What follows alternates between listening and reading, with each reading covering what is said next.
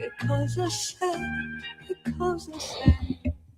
Buongiorno a tutti, bentornati a Parlando Liberamente, la nostra intervista settimanale con i protagonisti della politica, dell'attualità, del giornalismo. Oggi abbiamo con noi il direttore di Gente, Umberto Brindani, che dovrebbe già essere in collegamento. Ci sei, direttore? Buongiorno Giovanni, buongiorno a tutti, sono qua. Buongiorno e bentornato su Radio Libertà. Grazie. Dunque, volevo fare un punto con te, no, sugli sviluppi che sono ormai eterni da un certo punto di vista del caso Garlasco, ma partendo diciamo da un punto di vista particolare, no? Cioè partendo più dal punto di vista di Alberto Stasi. Diciamo subito che credo un minimo comune denominatore tra i due soggetti di questa chiacchierata è che reputiamo che la condanna ad Alberto Stasi non è stata emessa oltre ogni ragionevole dubbio, no? Questo mi sento di prenderlo come impegno reciproco, se sei d'accordo. Assolutamente siamo d'accordo, l'hai espresso in modo perfetto. Quindi, data questa premessa condivisa, questi sono anche i primi giorni, diciamo, di libertà fisica di Alberto Stasi, non di stato di libertà definitivo, perché si tratta di un affidamento in prova, per cui lui può anche non dormire in carcere, ma è soggetto comunque a una serie di vincoli, però di fatto fisicamente no, sono i primi giorni in cui Alberto Stasi è fuori dal carcere. Volevo chiederti, così in incipit, cosa rappresenta questa cosa a tuo giudizio, la libertà, diciamo, de facto di Stasi? Cosa ci dice? Ma secondo me ci dice molto del nuovo clima che si sta vivendo intorno non solo a questa vicenda, ma in generale alle vicende della nostra giustizia, diciamo così.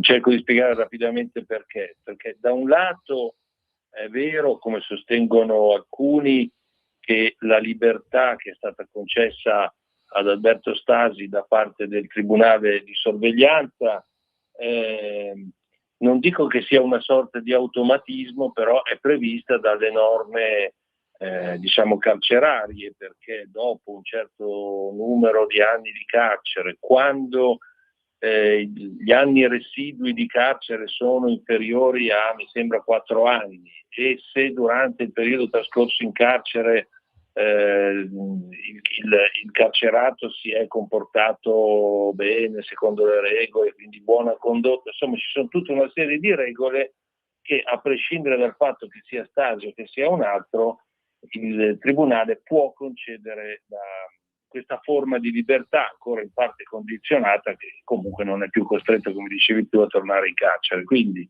questo è quello che sostengono coloro che ritengono che non ci sia nessun rapporto fra questa concessione a Stasi e quello che sta succedendo a Pavia, al tribunale, alla procura di Pavia. Io la penso un po' diversamente, cioè io penso che il tribunale di sorveglianza non è un automatismo, prima di tutto, questa cosa, cioè ci sono decine, centinaia, forse migliaia di detenuti che hanno meno di 4 anni da scontare e che però non sono stati liberati, quindi vuol dire che ogni volta il tribunale di sorveglianza analizza attentamente quelle che sono la situazione della persona, del soggetto, diciamo, in esame.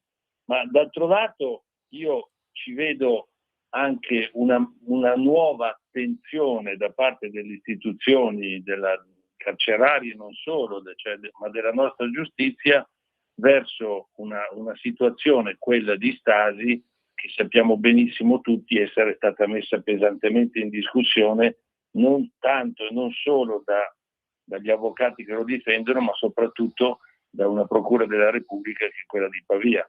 Detto in modo semplice, secondo me c'è un'area nuova, cioè anche giudici e magistrati cominciano forse a ragionare sul ragionevole dubbio. Se c'era un ragionevole dubbio che non è stato considerato nella condanna di Stasi, forse anche questo ha contribuito a far prendere questa decisione al Tribunale di sorveglianza.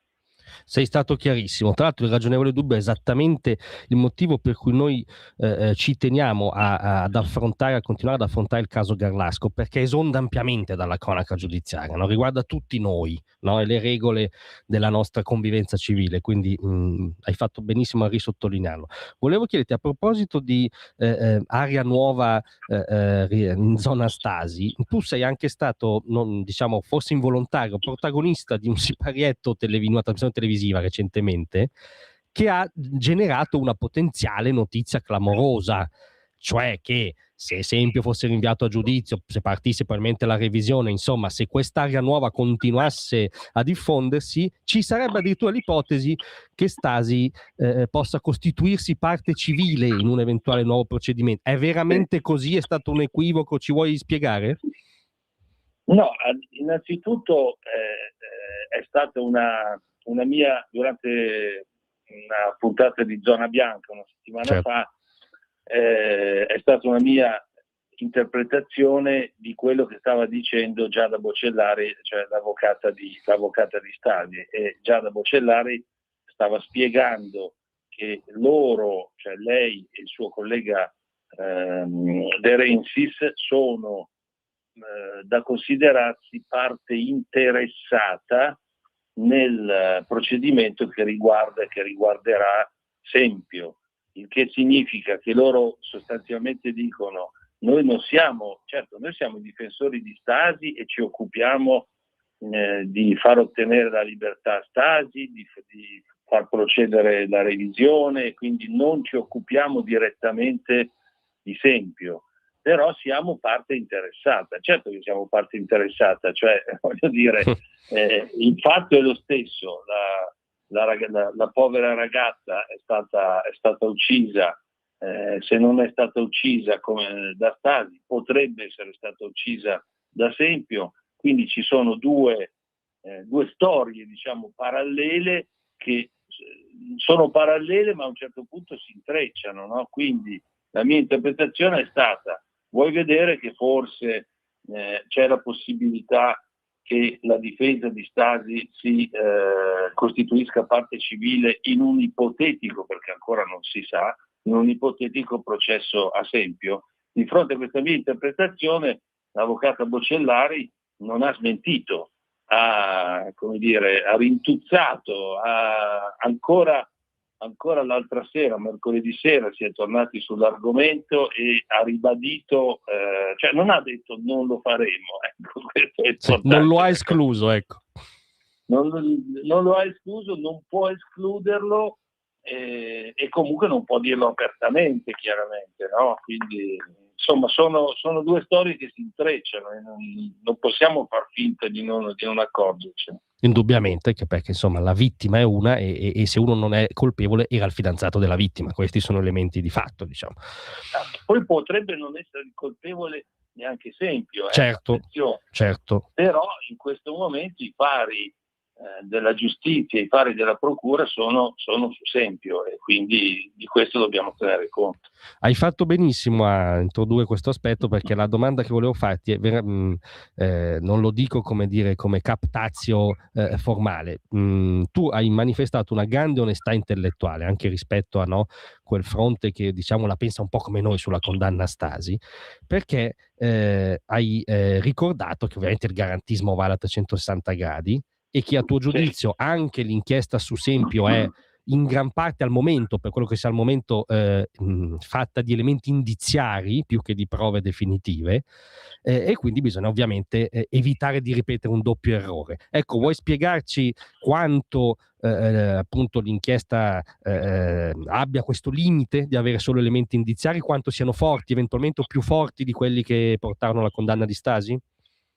Allora, diciamo che da un lato ti faccio, come dire, una confessione personale, ma che credo possa essere condivisa forse anche da te e da molti altri. Diciamo che prima di tutto, dopo più di un anno e mezzo di indagini, anzi più di un anno e mezzo di indagini da parte della Procura di Pavia, perché le indagini in realtà sono partite nel 2023, nel 2024, quindi dopo anni di indagini su Sempio, io personalmente al momento, diciamo, della discovery, e cioè della esibizione di quello che avevano raccolto i magistrati in tutto questo periodo, mi aspettavo qualcosa di molto forte, no? Certo. Se ti ricordi, si parlava dello scontrino, lo scontrino sarà come dire, decisivo, no? E quindi quando poi c'è stata la discovery, abbiamo potuto leggere centinaia di pagine molto articolate, molto particolareggiate. Abbiamo potuto leggere che ci sono 21 punti, diciamo 21 indizi contro Sempio, eccetera, eccetera, eccetera, ma non è venuta fuori la cosiddetta pistola fumante, no? Cioè certo. la prova regina. Quindi ho capito che al momento, anche nel caso di Sempio, esattamente come fu anni fa nel caso di Stasi, si tratterà di un processo indiziario. Allora, indiziario che cosa vuol dire? Ce l'ha spiegato bene il giudice Vitelli, cioè quello che assolse Stasi, no? Certo. Il processo indiziario significa che per condannare una persona gli indizi, quindi non le prove, devono essere gravi, precisi e concordanti. Questo dice la legge. E ci ha spiegato bene Vitelli nel caso di Stasi che alcuni indizi contro Stasi potevano essere gravi, ma non erano precisi. Altri indizi erano precisi, ma non erano gravi. Non so, le impronte su dispenser, no? È un indizio preciso, cioè ci sono le impronte di Stasi sul dispenser del bagno, è un indizio preciso, ma è grave? No, non è grave, perché Stasi era fidanzato della vittima e quindi presumibilmente andava in bagno a lavarsi le mani e usava il dispenser. Quindi nel momento in cui gli indizi non hanno queste caratteristiche, singolarmente presi valgono 0. 0 più 0 fa 0, no? Non certo. è vero quello che si diceva dei romanzi gialli che 3 indizi fanno una prova. Bisogna vedere quali indizi sono. Quindi questo è il ragionamento che ha portato Vitelli ad assolvere Alberto Stasi.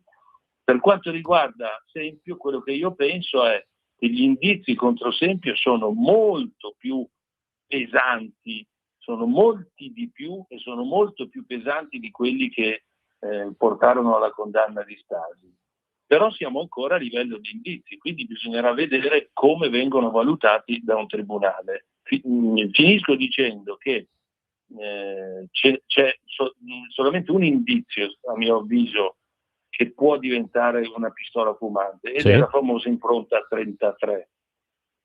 Perché mentre sul DNA, sulle unghie di Chiara, ci sarà il dibattito infinito su quanto vale dal punto di vista probatorio, sull'impronta 33 io credo che arriveremo a un momento nel quale il tribunale, che sempre che ci sia il rinvio a giudizio, eccetera, eccetera, ma arriveremo a un momento in cui il tribunale che starà processando Sempio dirà: qui ci vuole una perizia terza sull'impronta 33. Questa perché l'impronta 33 non era rientrata nell'incidente probatorio, quindi la prova sull'impronta 33 si formerà durante il processo. Quando ci sarà questa perizia, ci sarà un perito o un collegio di periti che ci diranno se l'impronta 33 è leggibile, quindi attribuibile a Sempio, oppure no, non è leggibile, quindi non è attribuibile a Sempio. Nel primo caso, quella sarà la prova definitiva. Cioè, quindi a quel punto tutti gli indizi contro Sempio convergeranno, perché quella sarà la prova principale che sosterrà la colpevolezza di Sempio. Spero di essermi spiegato, Giovanni, non so se... No, sei stato molto chiaro. Noi facciamo un break ma mini, solo di 30 secondi, torniamo subito con Umberto Brindani. Un nuovo modo per sostenere la tua radio. Visita radiolibertà.net. Ti basta un click e potrai versare il tuo contributo volontario direttamente online. Potrai donare con ogni tipo di carta di credito, anche prepagata. Ti aspettiamo online su radiolibertà.net. Sostieni la tua radio con il tuo contributo volontario. Radio Libertà. La tua radio. Diamo voce alla nostra gente. Bentornati a Parlando Liberamente col direttore di Gente Umberto Brindani, con cui stiamo riepilogando gli snodi al momento, diciamo, decisivi del caso perennemente in fieri, caso Garlasco, e tu giustamente stavi sottolineando l'importanza poi in sede di eventuale dibattimento dell'impronta 33. Io volevo farti questa domanda, diciamo, volutamente figlia di un buonsenso basilare, se vuoi, no? Dell'osservatore medio al bar di fronte. La domanda è: ma quest'impronta nella prima indagine cioè, essendo, come dire, ormai è acquisito che è un elemento abbastanza decisivo, no? Poi ci si divide al momento su consulente di parte, ma che sia un elemento decisivo è abbastanza assodato. Come fu affrontata nell'indagine del 2007 e perché non si andò subito al cuore di questo elemento, insomma? Beh, questo è uno dei grandi misteri di questa storia, perché, come tu sai, ho contato nell'indagine precedente tra 2007 e 2017 più di 100 errori nelle indagini. Uno degli errori sicuramente decisivi è stato il fatto che questa impronta 33, pur essendo stata giudicata da subito l'impronta dell'assassino, perché se ricordi, come dire, gli inquirenti, le persone che all'epoca, i tecnici si occupavano della cosa, fecero trapelare subito, uscì sui giornali che quella era sicuramente l'impronta dell'assassino. Pur essendo l'impronta dell'assassino, non fu, a mio avviso, esaminata in modo completo. Tuttora oggi si discute se quell'impronta contenesse sangue, contenesse sudore e quant'altro. Le prove, doppi test, queste prove tecniche non diedero risultato positivo per quanto riguarda il sangue. C'è chi sostiene, cioè la difesa di Stasi, che ha fatto fare degli esperimenti da questo punto di vista, sostiene che aver spruzzato la ninidrina per evidenziarla aveva in qualche modo reso, come dire, non positivo, scusami, aveva prodotto un falso negativo, cioè poteva esserci sangue, ma con quel test e con la ninidrina la cosa non è venuta fuori. Adesso lo dico in modo anch'io da bar, se me lo consenti. Ma è il più chiaro possibile.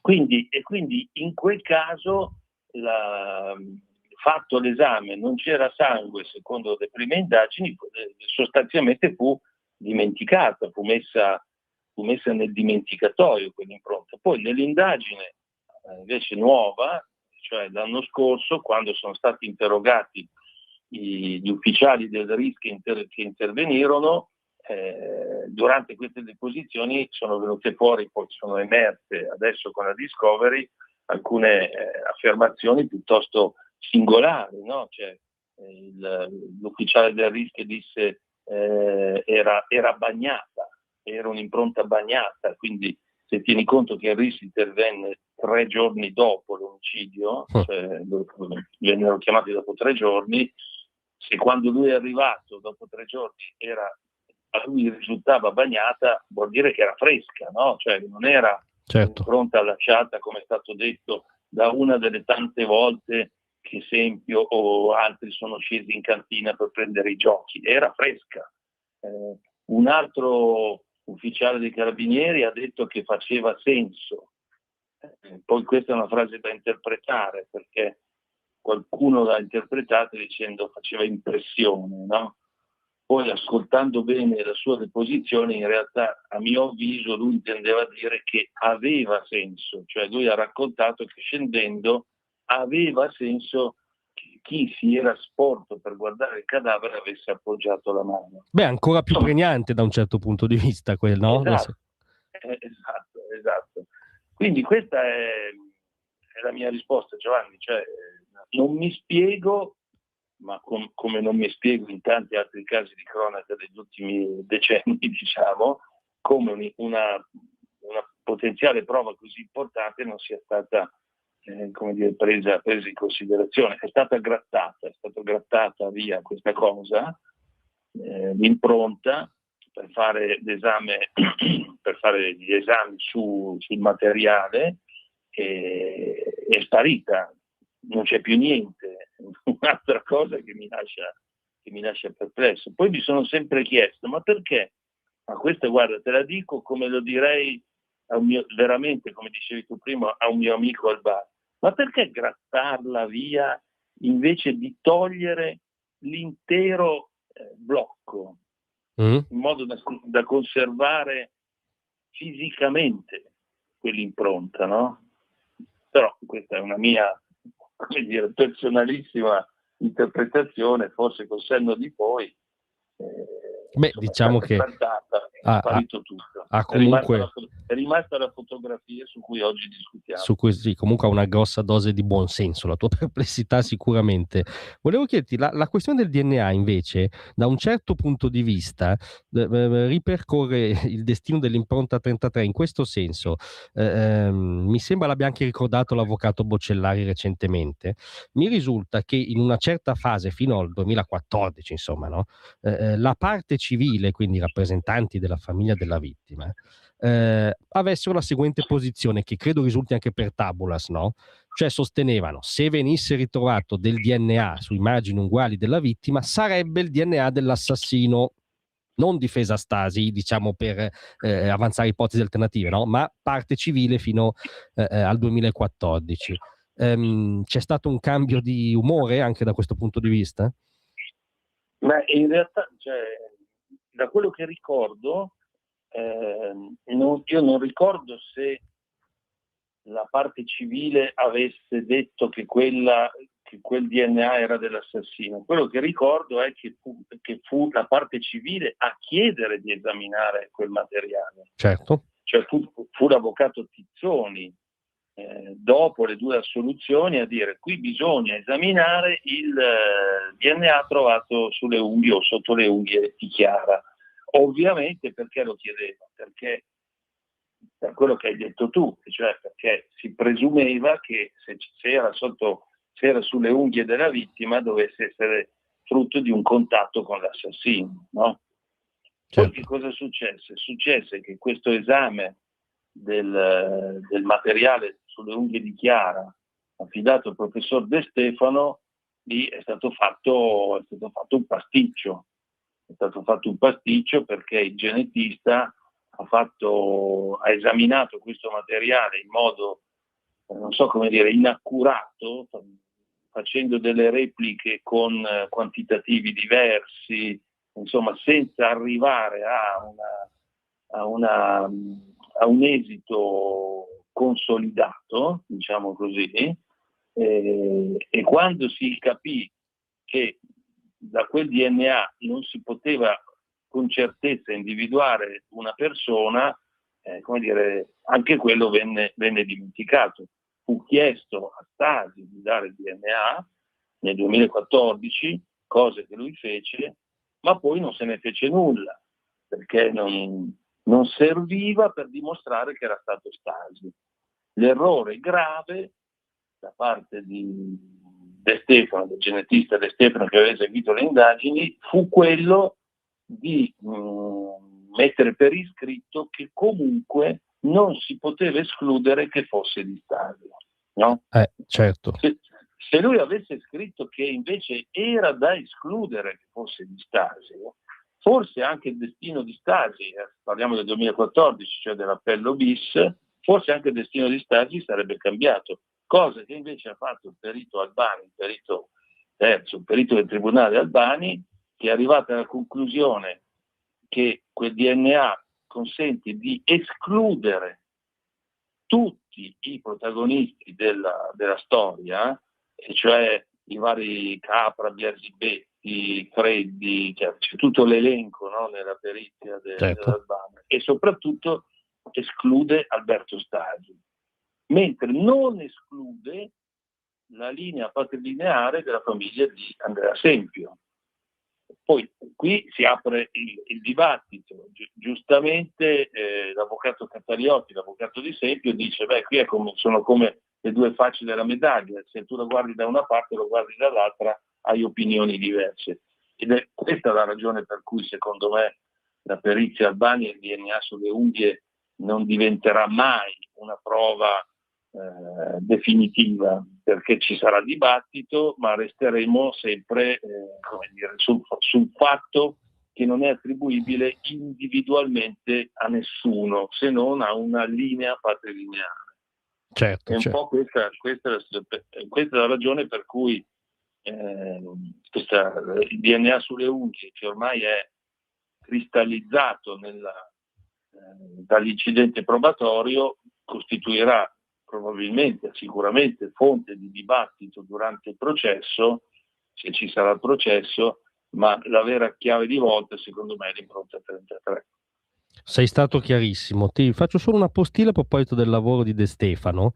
Anche qui semplifico, ma mi sembra di aver capito che dalle risultanze dell'inchiesta, quindi come dire, all'interno del lavoro dell'accusa, si fa notare sostanzialmente che anche De Stefano ha cambiato parere su una cosa, no? Cioè, finché c'era ancora la possibilità che quel DNA risultasse di Stasi, De Stefano diceva che era sicuramente da contatto diretto. Sì, Poi esatto. dopo si è andato a parare su una formulazione del genere contatto volatile, e Civardi, che è il procuratore aggiunto che illustra questa cosa nell'interrogatorio a Sempio, definisce questo cambio, diciamo, di postura gustoso. Cosa vuol dire secondo te quell'aggettivo gustoso? È un aggettivo sarcastico in questo caso, Indubbiamente. sicuramente, no? Perché, ma sai, qui ci sono delle gustose retromarce anche adesso, no? Cioè, se io penso a Armando Palmegiani, che prima fa come dire, autonomamente, senza che nessuno glielo chieda, fa un parere pro veritate sulla 33 e lo manda alla Bocellari, poi diventa consulente di Sempio e cambia totalmente atteggiamento. La genetista Baldi, che prima dice che il DNA sulle unghie è perfettamente leggibile, poi diventa consulente e cambia idea. Insomma, di cose gustose ce ne sono molte in questa storia. Sì, sì, indubbiamente. Il lato, come dire, gustoso di quella che a tutti gli effetti è una tragedia. Volevo invece chiederti, diciamo, andare a parare su un elemento, anche questo emerso in questi giorni, come dire, un ulteriore soliloquio di Sempio, se ho ben capito, da cui emergerebbe la forte ipotesi che lui abbia visto i famosi filmini tra Alberto e Chiara, filmini intimi, perché, diciamo, cita frasi e avvenimenti che all'epoca non erano conosciuti, quindi vacillerebbe la tesi di Sempio per cui lui nei soliloqui commentava un podcast che aveva sentito, no? È importante Esatto. questo elemento dei video?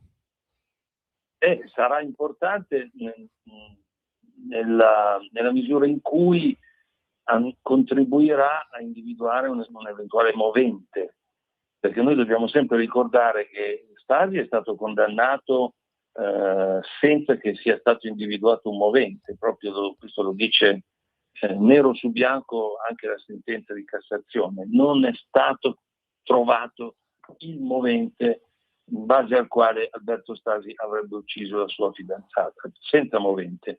Nel caso di Sempio invece la Procura di Pavia un movente l'ha individuato, che è il movente dell'approccio sessuale rifiutato, per capirci. Certo. E per arrivare all'approccio sessuale la Procura, andando a ritroso, sta cercando di ricostruire la personalità di Sempio, il suo passato, le sue manie, le sue ossessioni, il suo modo di pensare, il suo modo di vivere, di qui l'esame dei diari, l'esame dei soliloqui, eccetera.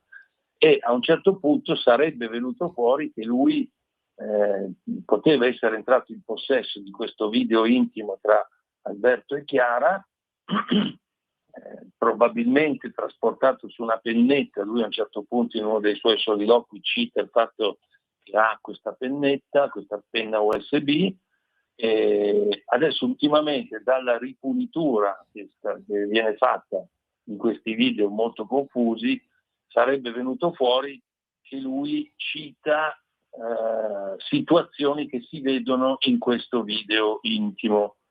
Questo video intimo l'hanno visto in pochi.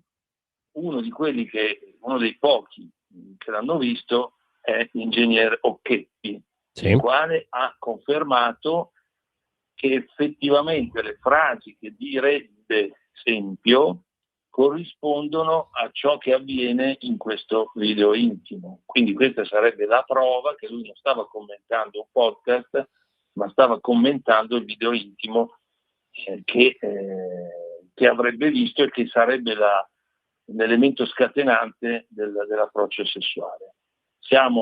Uso molti condizionali, soprattutto perché Giovanni, io non so fino a che punto la ripulitura e l'interpretazione di queste intercettazioni sia solida dal punto di vista probatorio. Anche per questo dovremo aspettare il processo, il dibattimento. Indubbiamente. Per chiudere vorrei ritornare, diciamo, alla storia vista dall'ottica di Alberto Stasi.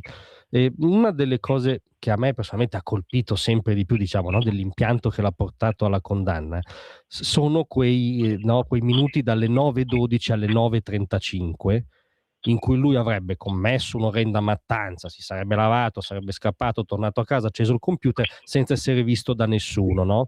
A me da profano è sempre sembrato un minutaggio da killer professionista, no? Cioè non da ventenne bocconiano, ecco, mi sembra un killer della mafia, non so, mi sembra una roba molto molto anomala.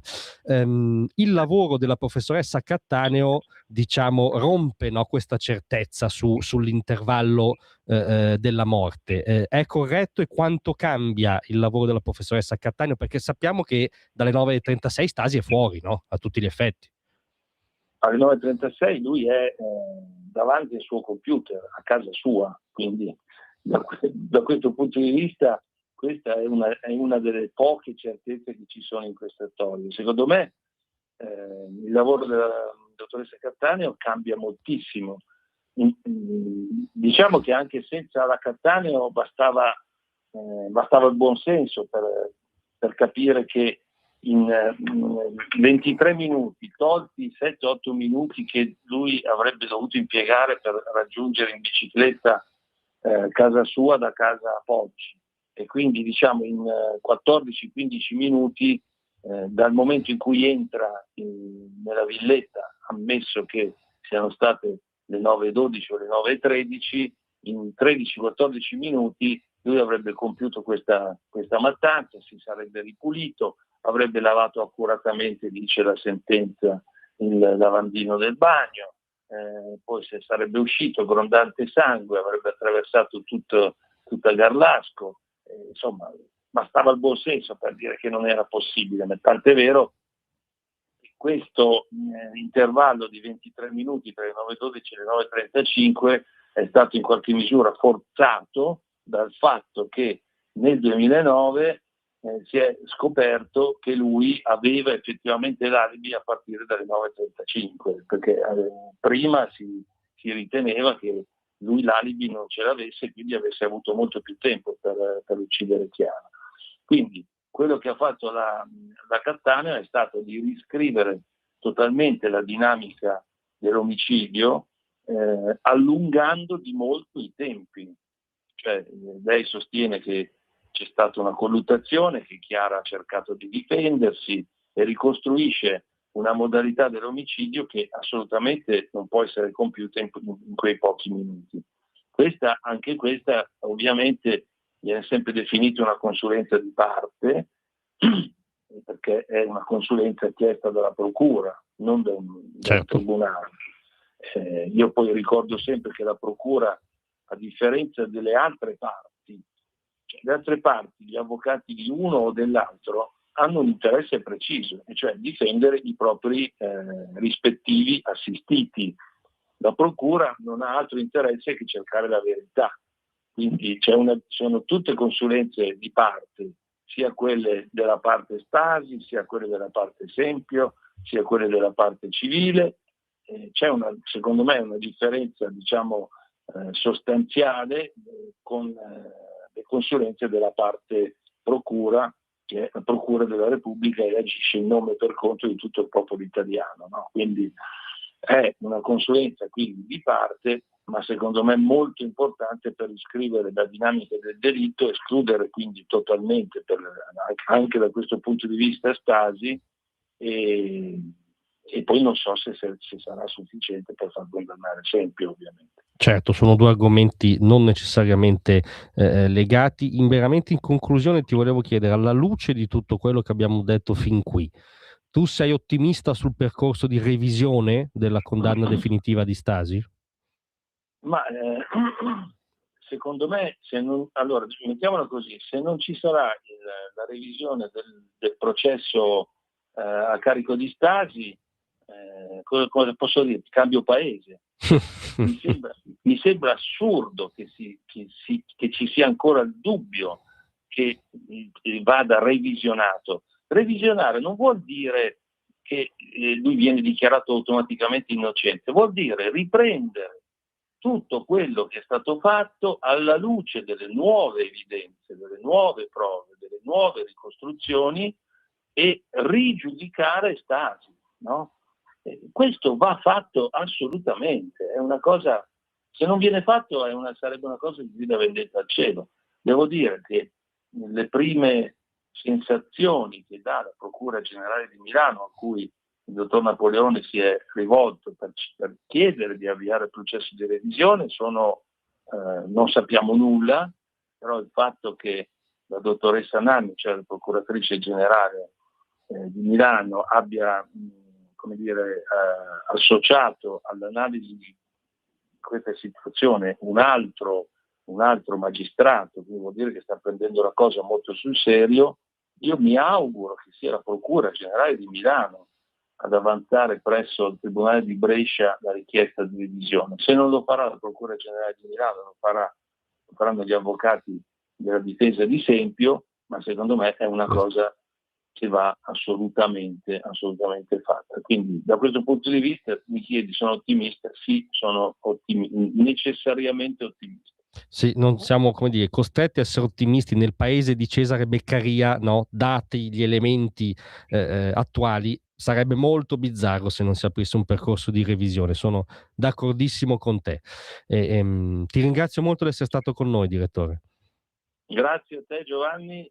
Ti saluto, ti abbraccio, e un saluto a tutti i tuoi e nostri ascoltatori. Buon lavoro, a presto. Grazie.